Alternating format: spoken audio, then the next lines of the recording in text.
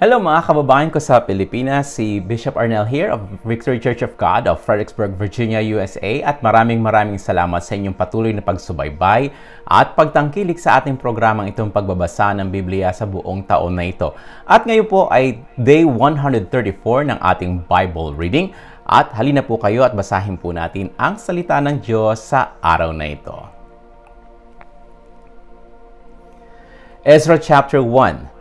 Noong unang taon ng paghahari ni Ciro sa Persia, natupad ang sinabi ni Yahweh sa pamamagitan ni Propeta Jeremias nang udyukan ni Yahweh si Ciro na isulat at ipahayag sa buong kaharian ang utos na ito. Ito ang utos ng Emperador Ciro ng Persya. Ibinigay sa akin ni Yahweh ang Diyos ng kalangitan, ang lahat ng kaharian sa buong daigdig, at inatasan niya ako na ipagtayo ko siya ng templo sa Jerusalem na nasa Juda. Kayo na kanyang bayan, patnubayan nawa kayo ng inyong Diyos sa pagbabalik ninyo sa Jerusalem upang muling maitayo roon ang templo ni Yahweh. Ang Diyos ng Israel, ang Diyos na sinasamba sa Jerusalem, sino man sa inyo na nangingibang bayan kung nais bumalik doon, dapat siyang tulungan ng kanyang mga kababayan. Dapat siyang bigyan ng pilak at ginto, mga bagay na kakailanganin at mga hayop, gayon din ng mga kusang kaloob na handog para sa templo ni Yahweh sa Jerusalem. Bilang tugon, agad na nagsipaghanda ang mga pinuno ng mga lipi ng Juda at Benjamin, gayon din ang mga pari at ang mga Levita at ang iba pang inudyukan ng Espiritu ng Diyos upang muling itayo ang templo ni Yahweh sa Jerusalem. Tinulungan sila ng lahat ng mga nakapalibot sa kanila.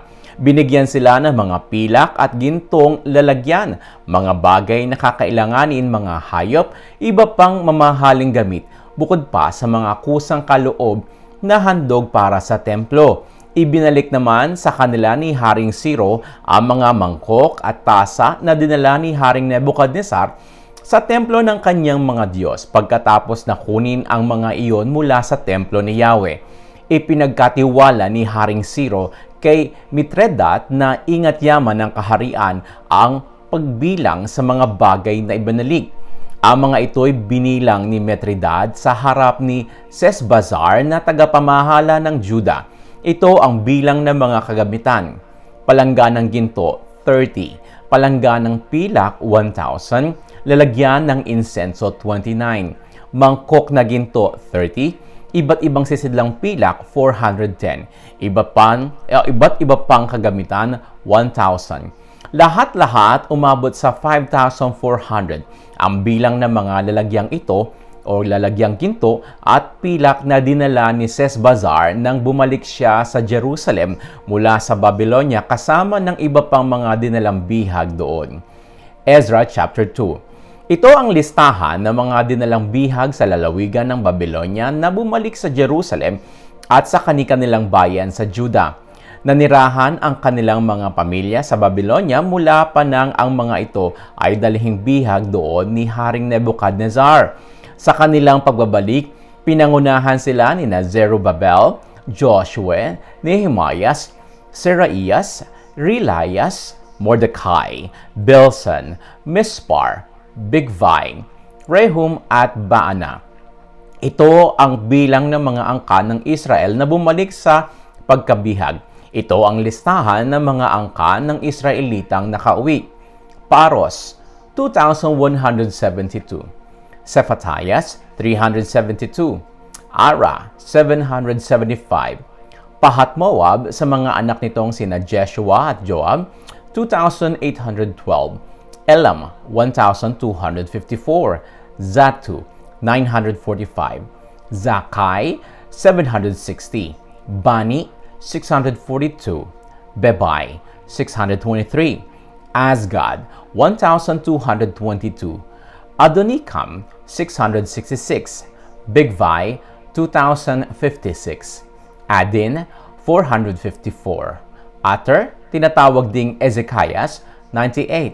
Bezai, 323. Jorah, 112. Hasum, 223. Gibar, 95. Ito naman ang mga listahan ng mga angkang nakabalik na nakatira sa mga sumusunod na bayan. Bethlehem, 123. Netophah, 56. Anathoth, 128. Asmavet, 42. Jeram, Kaphira at Beeroth, 743. Ramah at Geba, 621. Michmas, 122. Bethel at Hai, 223. Nebo, 52. Magbis, 156. Elam, 1,254.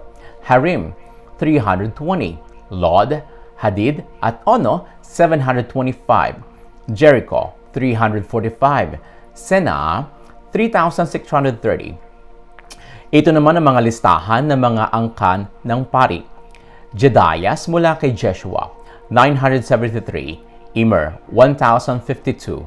Pashur, 1,247. Harim, 1,017.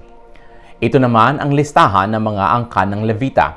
Jeshua at Kadmiel mula kay Hodavias, 74. Mga awit mula kay Asaph, 128.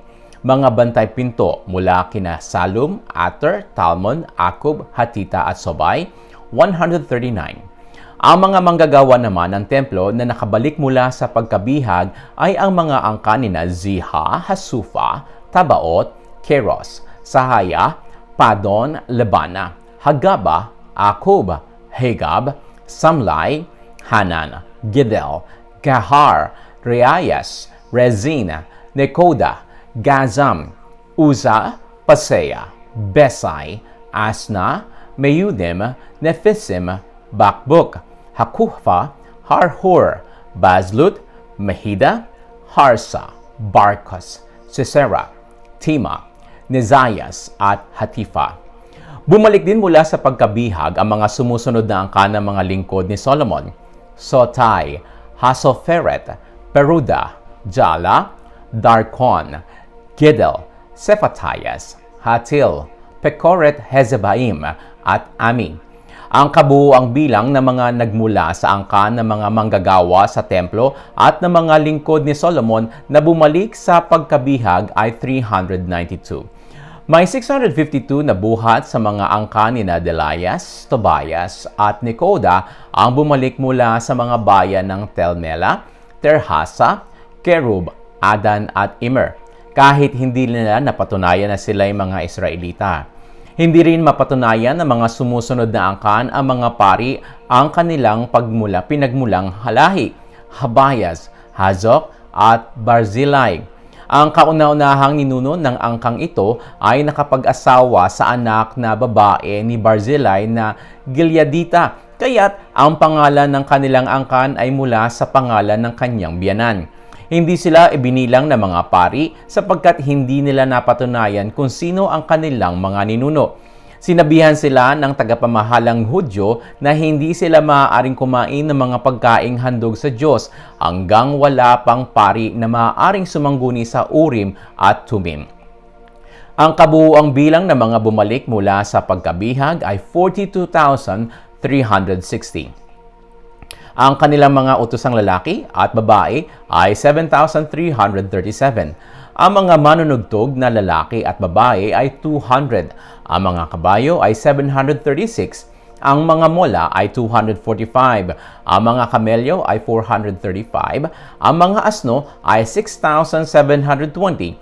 Nang dumating na sa templo ni Yahweh sa Jerusalem ang mga bumalik mula sa pagkabihag, ilan sa mga pinuno ng mga angkan ang nagbigay ng kusang loob na handog upang gamitin sa muling pagtatayo ng templo sa dating kinatatayuan nito.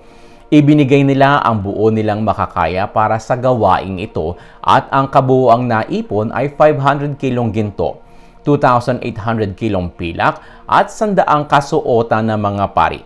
Ang mga pari, ang mga Levita at ang ilang mga tao ay nanirahan sa loob mismo ng lungsod ng Jerusalem at sa palibot nito.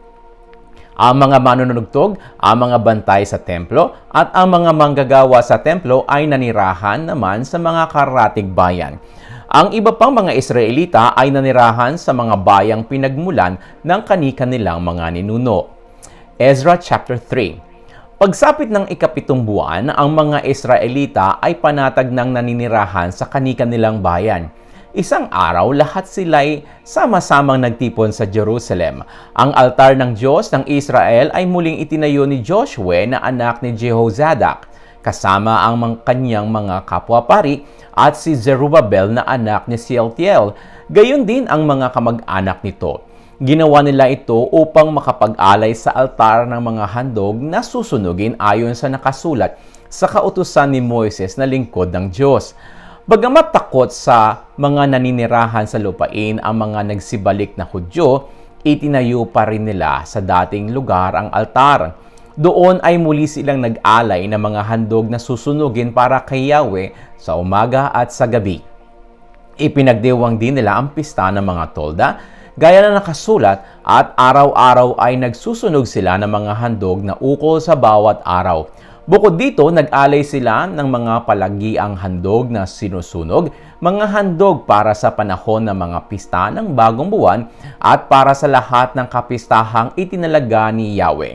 Nag-alay din sila ng mga kusang loob na handog para kay Yahweh. Sa pagsapit ng unang araw ng ikapating buwan, sinimulan nila maghandog kay Yahweh kahit hindi pa nasimulang muling itayo ang templo. Kumuha sila ng mga swelduhang taga-tapyas ng bato at mga karpintero.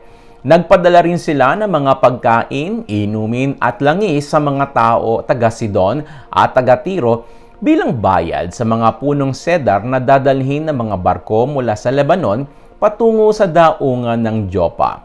Ang lahat ng ito ay ginawa ng may pahintulot mula kay Haring Ciro ng Persya. Kaya't nagsimula na silang magtrabaho pagsapit sa ikadalawang buwan ng ikadalawang taon mula nang makabalik sila sa dating kinatatayuan ng templo ng Diyos sa Jerusalem.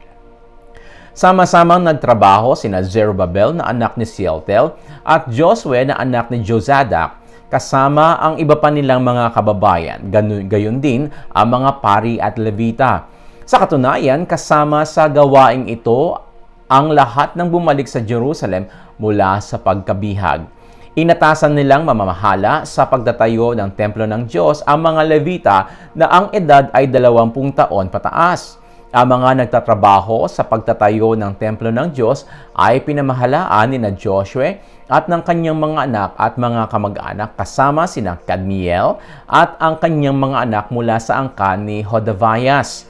Kasama rin ang mga anak ni Henadad, ang mga levita at ang kanilang mga anak at ang mga kamag-anak. Nang inilalagay na ng mga manggagawa ang pundasyon ng templo ni Yahweh, pumwesto na ang mga nakabihis na pari hawak ang kanilang mga trumpeta, pati ang mga levita na anak ni Asaph na hawak ang kanilang mga pompyang. Nagpuri sila kay Yahweh ayon sa paraang itinuro ni Haring David ng Israel.